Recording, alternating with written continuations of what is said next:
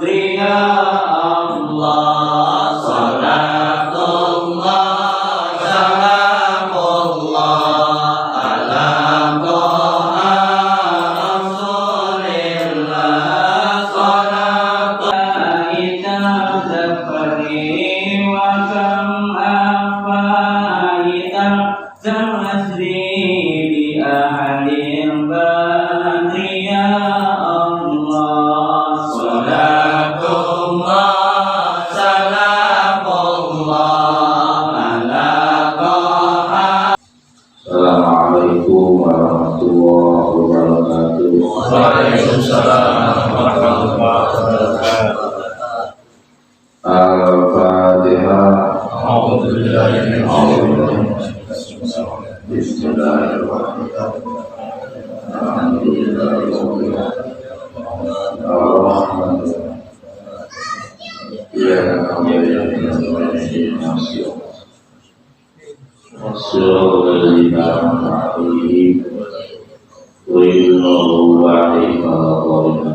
Bismillahirrahmanirrahim.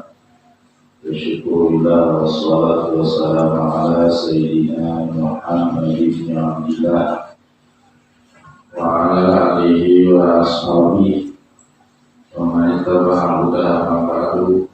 Jemaah semuanya yang berbahagia, khusus guru kita Ustaz Ujang, alhamdulillah sebagaimana biasanya pada minggu sore Ba'dal maghrib kita berkumpul bersama dalam rangka tali bertawuf silaturahmi.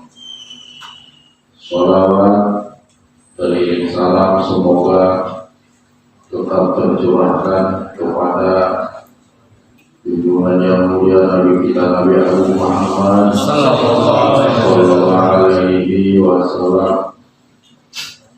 Jemaah sekalian yang berbahagia, kita lanjut sebelum kita sampai pasal membicarakan tentang cara mengubur mayit. Sebelumnya kita berbicara sholat mayit atau pengulasaan jenazah. Setelah terus kita jangan punya pandangan kalau mayit matanya terbuka ini dosa yang gede, nggak ada hubungannya ya. Bukan mayit ada yang matanya terbuka, karena ada yang mulutnya juga terbuka. Ini ada hubungannya dengan mayit ini serakah. Kan? Karena memang orang yang meninggal kadang-kadang ininya atau sunnah dibungkus dia. Kalau yang marah ini sunnah kita lapor ini kan suka kopot kali, maksudnya buka kali. Jadi jangan ada pandangan ini waktunya saat ada di mana. Ada lagi yang matanya terbuka itu punya dosanya, tidak ada hubungannya ya. Cuma yang penting kalau ahli makrifat bahwa jenazah itu baik ya tahu dan tidak bisa ditinggalkan. Ini orang-orang tertentu.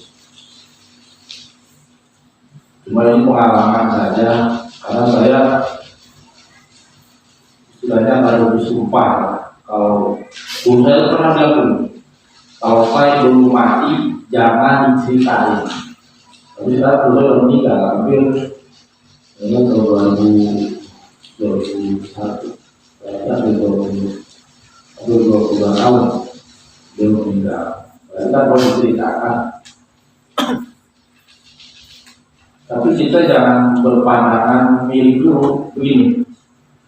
Maksudnya cobaan kiai, cobaan ulama itu ketika ada sesama profesi meninggalnya begitu.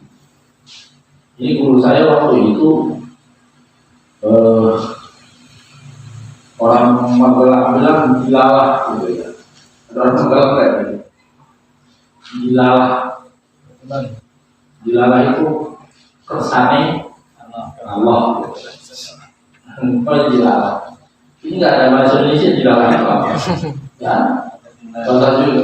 Kebetulan tapi kita bersandar kepada Allah itu dilalah namanya. Ini guru saya itu melihat, jadi si jenazah itu dari ujung kaki sampai ujung rambut itu di apa namanya, dililit sama ular, dan warnanya ular itu sulit digambarkan karena sulit digambarkan itu warna apa. Itu kalau saya bilang masih ingat itu cuma lurik itu apa ya, burik, nah sudah tahu burik belang. Apa yang bikin guna? Ini pondoknya tingkat, santrinya banyak. Nah, ini ujian seorang kiai ketika melihat hal seperti itu. Jadi kita jangan berpikiran. Cuma waktu itu guru juga merahasiakan gimana kok pernah melatih jenazah itu dililit dengan ular itu ketika digambar warnanya seperti ini sulit, apakah merah atau kuning. Cuma guru saya bilang apa namanya, belang itu bukan belang peraturan, bukan burik tadi. Burik, orang tulis itu burik, atau apa burik. Ini tak perlu bilang nih. Nah ini. Lalu bagaimana dengan kita? Kita hanya bisa berusaha. Cuma jalannya ada, caranya ada. Bagaimana agar kita di akhir hayat itu husnul khotimah, menapaki dalam sakit secara benar. Nah, makanya Imam Syaikhul Qadir ini kalau dia lihat Imam Muslim, dia dalam hati jangan dia besok atau tidak. Sedangkan aku gak tahu itu Imam Bo. Biar kita yang ahli hadis tidak menstigma orang yang gak kayak kita tuh menstigma orang yang tidak sejalan dengan kita, tidak terlalu kita menghukumi manusia. Jangan sampai kita menghubungkan diri sendiri. Yang mungkin kita sudah pantas pakai pokok pakai sarung. Makanya mau Imam apa Asy'ariyah kalau itu memberikan pandangan itu ketika melihat orang dalam bayangan dia, dalam hati dia, jangan dia ke depan dia nggak berbudaya terus itu sudah aku kan. Kalau lihat orang tua, dia bilang banyak dia amalnya karena hidupnya duluan dia, aku baru main. Ini tanda-tanda jalan menuju husnul khotimah di paling banyak. Terus lihat ketika melihat anak muda, dia banyak amalnya. Kenapa? Karena hidupnya belum lama, dosanya sedih. Kalau lihat orang usianya lebih muda dari beliau, begitu. Imam atau Syekh Abdul Qadir. Kalau melihat orang bodoh, dia itu bodoh, hisabnya akan sedikit. Apa yang punya ilmu, bagaimana hisab sudah datang, nanti enak. Jadi tidak pernah mengunggulkan diri sendiri, selalu mengunggulkan diri orang lain. Ini diantaranya kita untuk hidup menuju jalan husnul khotimah. Makanya ikuti berlangsung ini kayak itu. Karena akhir hidup manusia itu nggak ada yang tahu.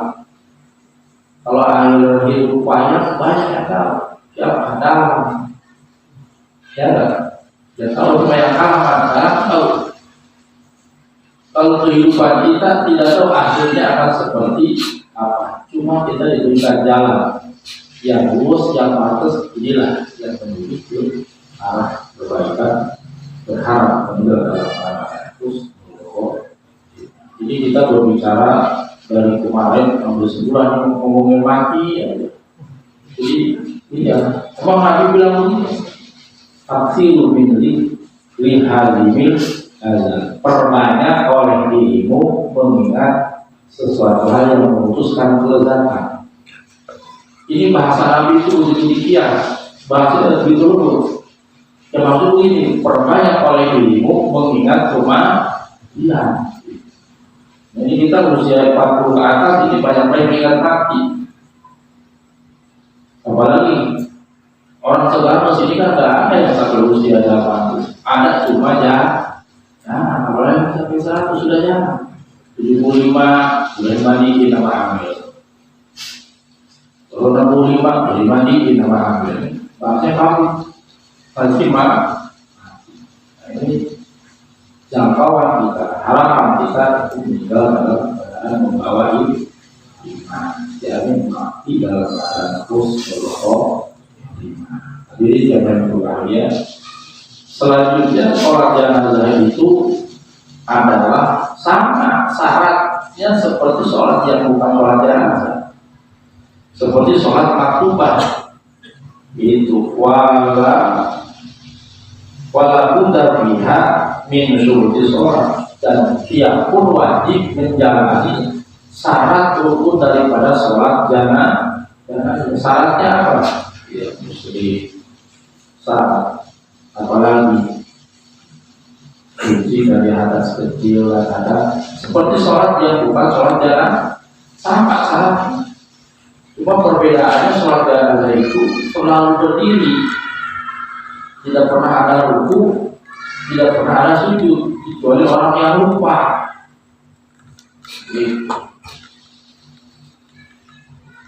Atau kadang-kadang orang bersiasat, ada. Ini ada orang sholat. Kenapa? Setahu saya sholat jenazah itu tak ada ruku dan sujud. Kenapa? Kamu ada ruku dan sujudnya. Jawabannya gampang. Ini jenazah ini dosanya lumayan besar, jadi harus dibantu dengan sujud dan ruku. Biar dosanya seperti apa? Ini permainan aja. Kalau ada sholat jenazah ruku dan sujud, itulah adalah bid'ah, karena tidak ada turunnya sama sekali. Itu perbedaannya sholat jenazah dengan bukan sholat jenazah. Semuanya sholat ada ruku dan sujudnya. Mau sholat gerhana matahari, gerhana bulan, sholat sunat id, sudah duha, semua yang sama. Nah ini sholat jenazah itu sama, seperti itu. Sholat rukunya sama seperti sholat yang lainnya, cuma perbedaannya tidak ada ruku dan sujud di dalam sholat jenazah. Sunatnya lagi, ini kadang-kadang kalau praktik dalam apa kita kadang-kadang logika, karena itu sholat ini jarang dilakukan. Satu tergantung permintaan kan, maksudnya tergantung seberapa beratnya orang yang meninggal, berarti sering kita menggunakan jenazah. Ini karena dalam praktik hadapan baik kadang-kadang kita lupa atau grogi. Kemarin ada yang nanya, lalu bagaimana setelah selesai sholat jenazah kita lupa nggak takbir? Takbirnya kan rukun. Allahu Akbar, Fatihah, Allahu Akbar. Oh ini nggak takbir bagaimana? Maka sholatnya i'adah. I'adah itu diulang. Karena kalau nggak takbir 4 ini berarti sholatnya tidak sah. Seperti halnya kita sholat meninggalkan Fatihah. Seperti kita sholat meninggalkan ruku. Ada nggak sholat yang ruku sujud nggak ruku? Karena saking lupanya, terutama ini di bulan Ramadan. Menjelang Ramadan, bulan tanggal 25 ini belum tanda-tanda percayaan belum jelas. Jadi oleh banyak pikiran, maka sami Allahumma hamidah tidak betul langsung sujud ini ada yang terlutu. Dan bagaimana caranya? Ya ini dengan sujud sahwi nggak bisa, karena rukun itu rukun. Yang rukun ini nggak bisa ditambah dengan sujud sahwi. Ya, bagaimana rukunnya? Kita kembali, berdiri kembali, tidak kembali, kemudian kita rukun lagi. Jangan kita ditutup dengan atau ditambah dengan sujud sahwi. Nah, kalau sujud sahwi itu kalau lupa kunut, lupa tahiyat, lalu kita sujud sahwi, meninggalin Fatihah, meninggalin 4 takbir itu tadi dalam sholat jenazah. Ini tidak bisa pakai sujud sahwi. Sedangkan dalam sholat jenazah ada Dicari rumah itu ada yang tadi tidak sah sepanjang kita ingat, maka tidak sah sholat tanpa dengan 4 takbir. Dan sunnahnya sholat jenazah itu kalau mayit itu wanita, kita ada di sebelah kiri, maksudnya ada di bagian timbul. Hasil makmum itu lebih banyak di sebelah mana ya? Sebelah kanan. Kalau makmum itu, kalau si imam sholat jenazah yang disolatinya itu adalah perempuan, berarti dia ambilnya sebelah sini. Berarti si makmum banyak di sebelah kanan. Ini sunahnya begitu.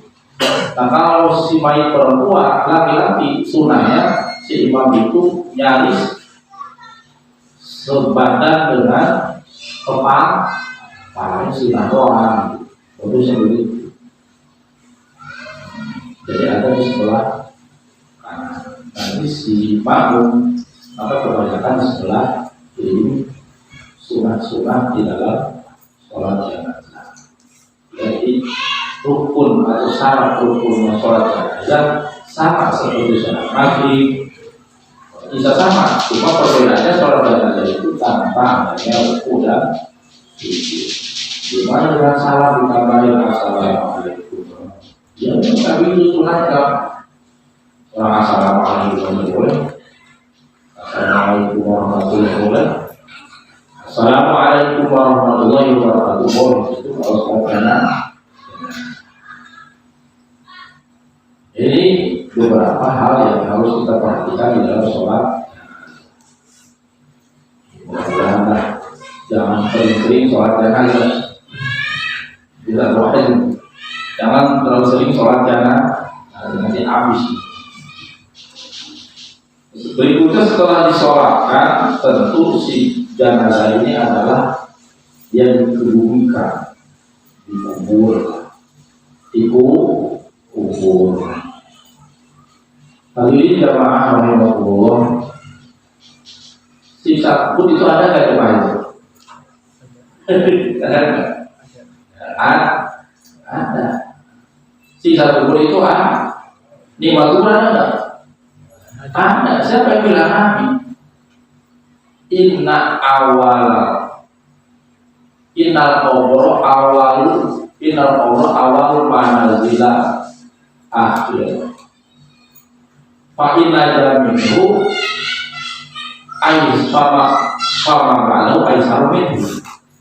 Innal qabra awal manazil akhir.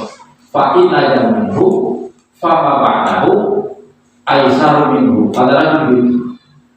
Karena lagi musim banyak anak dalil itu kan. Dalilnya itu yang bilang Nabi.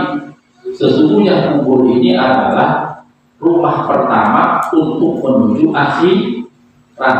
Ketika dia baik di dalam kuburnya, nanti ke akhirat dia akan menjumpai hal yang lebih mudah lagi, alias lebih dipermudah lagi. Kalau dalam kuburnya dia mendapatkan kebaikan, nanti setelah kubur berarti ke sana di akhirat nanti dia akan menjumpai hal yang lebih baik lagi. Sebaliknya, fa'ilam yang minhu fa ba'dahu asyadu minhu. Dalam Nabi begitu, barang siapa yang celaka di dalam kuburnya, maka nanti di akhirat dia akan lebih celaka. Celaka ini apa maksudnya? Ya gak selamat. Dan suaminya apa? Disiksa. Nih perhatian nih. Orang yang disiksa dalam kubur itu tukang tahajud bisa nggak? Bisa. Tukang duha bisa. Ramadan puasa bisa dalam kubur. Dan kemis puasa bisa. Jadi siksa kubur itu berlaku bagi siapapun. Siapa saja. Bukan sekedar orang yang tidak beriman saja. Kita saja yang mengaku iman pasti di dalam kubur akan dapat siksa. Maksudnya bagaimana? Bagi mereka yang ketika qabil hajat, terutama kencing, yang kencingnya sembarangan seperti kita bahas minggu kemarin. Ini biasanya kaum Adam, yaitu kita kaum lelah, sering nyepelin masalah kencing. Apa buktinya? Kencing sambil berdiri. Ini yang rentan dengan siksa kubur. Kata Nabi, Nabi katakan, istanzihu minal baul, fa inna amata adzabal qabri minhu. Berhati-hati tiap kalian ketika kencing. Karena kebanyakan orang yang siksa di dalam kubur itu mereka yang gegabah dalam kencingnya. Kencing sambil berdiri. Lah apa hubungannya? Saya sering menerangkan, usia 40 ke atas, kalau kencing berdiri, coba buktikan. Kita sebut aja, kencing berdiri, sempaknya pakai lagi. Tunggu jangan sampai menit. Itu ada detik, sempak kita basah lagi. Kenapa? Netes. Kenapa netes? Karena ketika kencing berdiri ini nggak tuntas. Bahkan kalau Bu itu bilang kelecet dor. Kalau kencing berdiri, ini Nabi itu lebih wasito. Nabi itu lebih pasti orang khalifah kan itu tahu lah. Jadi kencing sambil berdiri itu berbahayanya banyak. Rentan disiksa dalam kubur. Kenapa? Karena ada endapan yang mengendap di sekitar sini.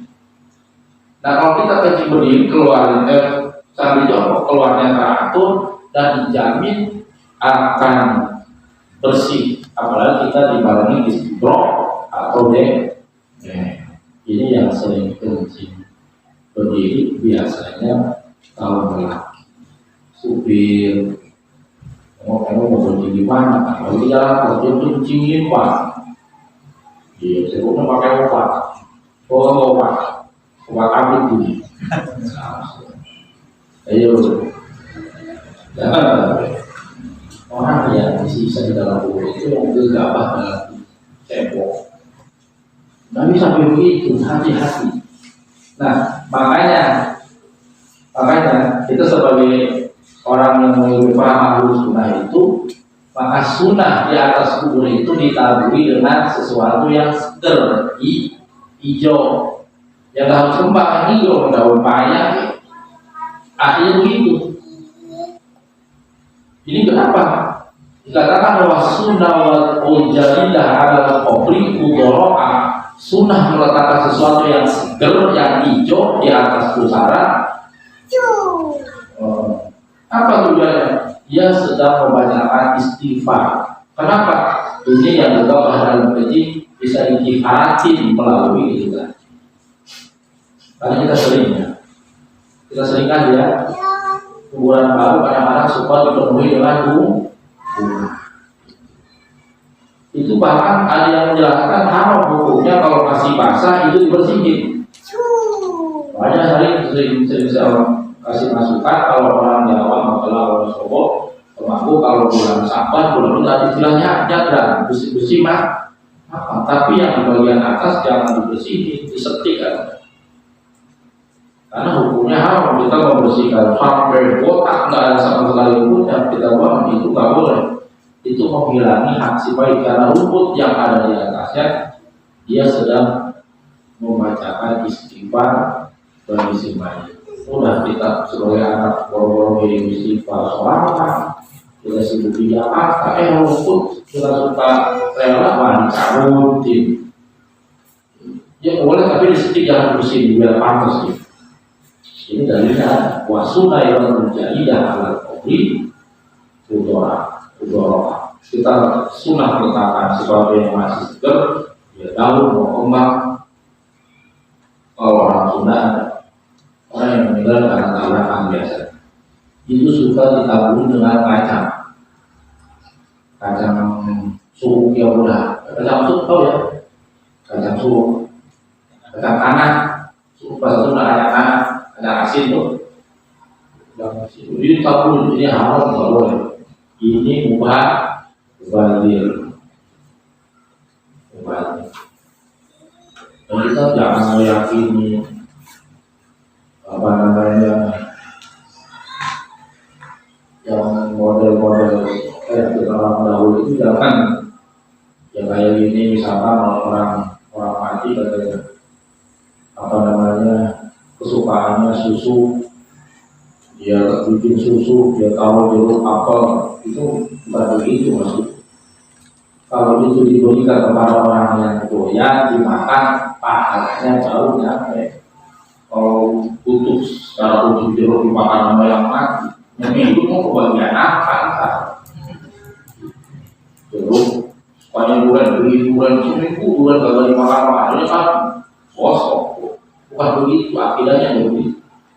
Berikan orang yang doyan dimakan oleh pahalanya ya dengan niat itu tadi. Nah, ini harus kita luruskan. Oleh karenanya sekali lagi bahwa sholat jenazah itu rukun syaratnya nggak ada bedanya dengan sholat-sholat yang lain, sama. Yang niat di dalam hati gitu ya. Cuma bedanya tidak ada rukun dan sekarang sekarang minimal cara menguburkan mayit ayo kopi kufrotun taktumu rohihatahu. Ngubur mayit ini minimalnya sekira aroma itu tidak tercium, karena mayit yang sudah 3 hari apa namanya mingguan atau 2 minggu atau 1 bulan aromanya luar biasa.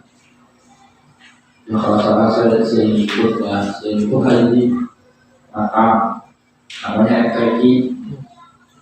Ini kalau di Jawa Barat udah gali udah umum namanya FKI Musabakoh Tilawatil Kuburan 12 juta 1 minggu 12 juta. Kalau mau sendiri silahkan sendiri 12 juta.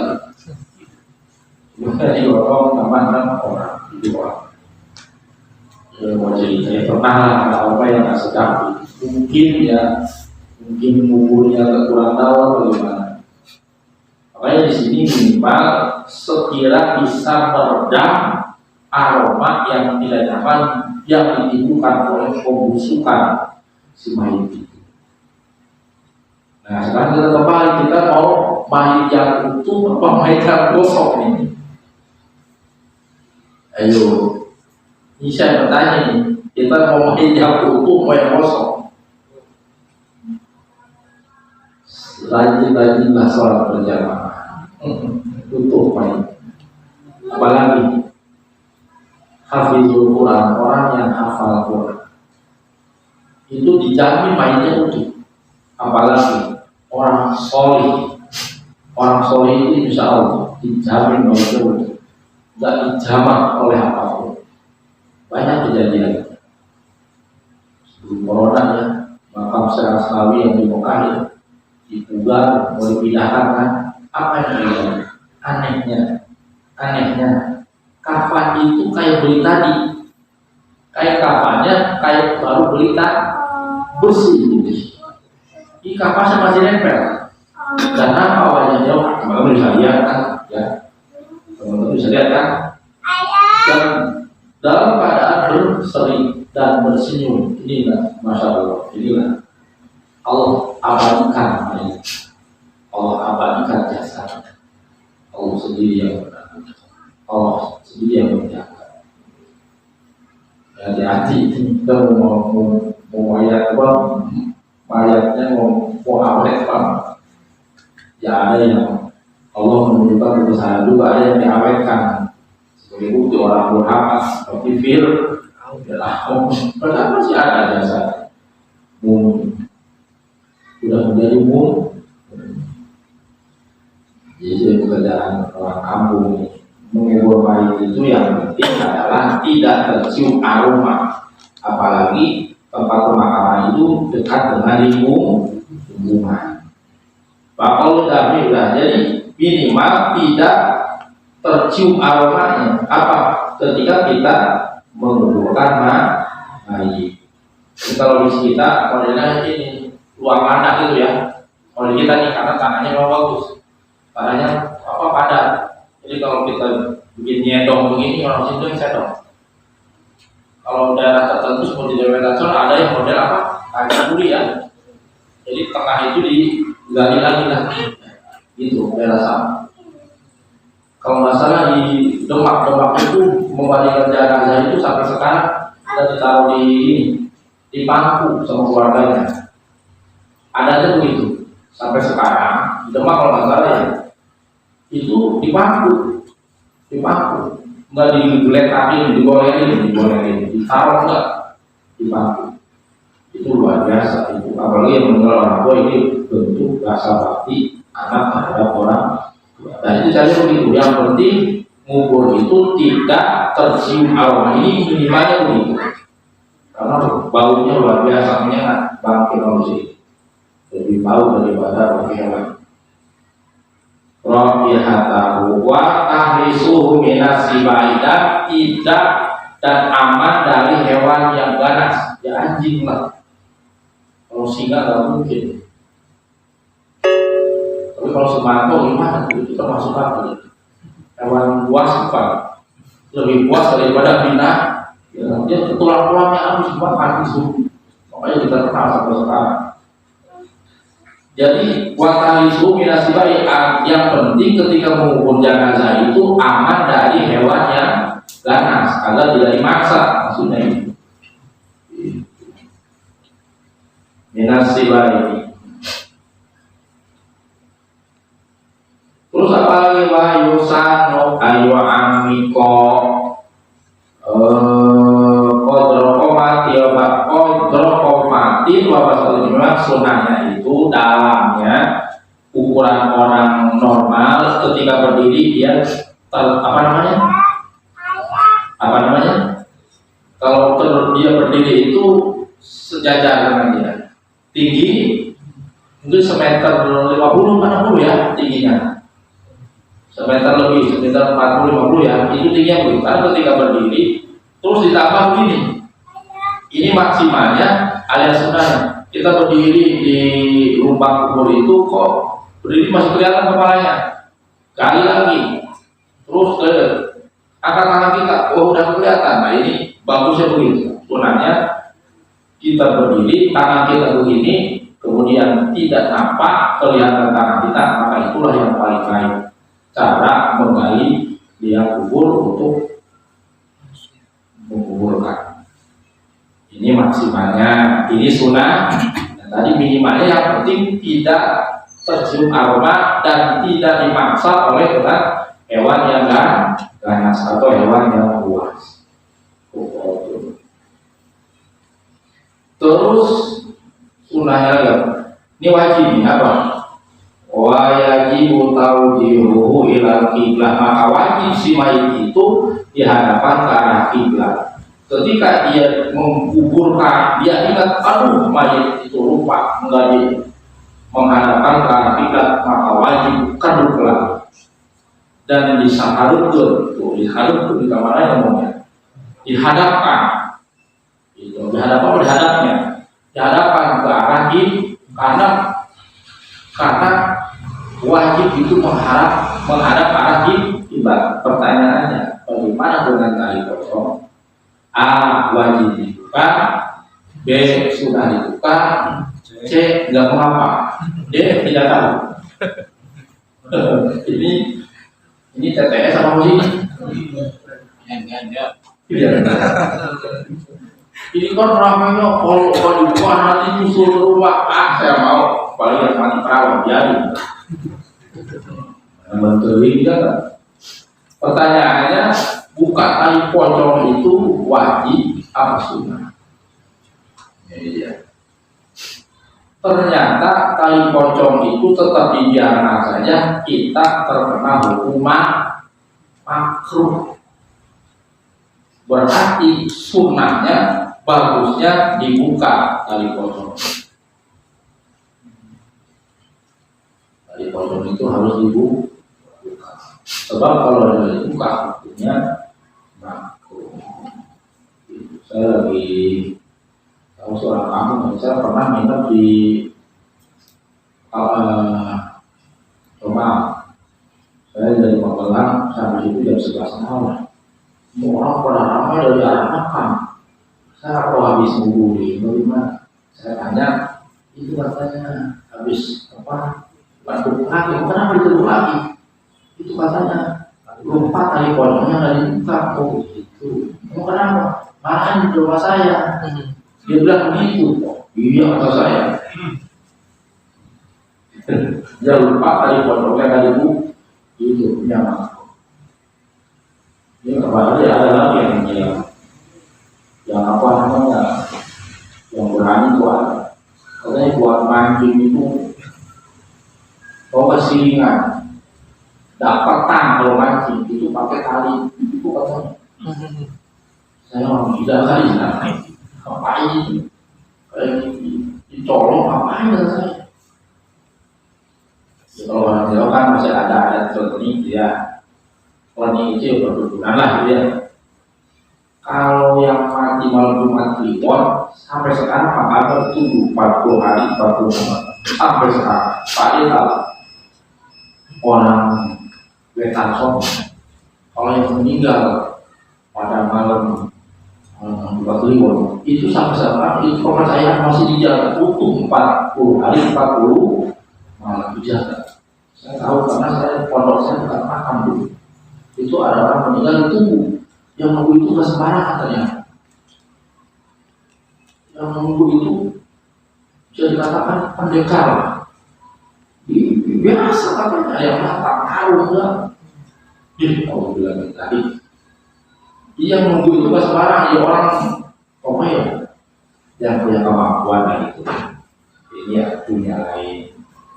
Itu kalau kita ada sudah sih alhamdulillah. Cuma lebih jalannya lagi kalau disudahi. Kalau potongannya, kalau pakai waktu pada dibawa pulang, bapak melarisan aja.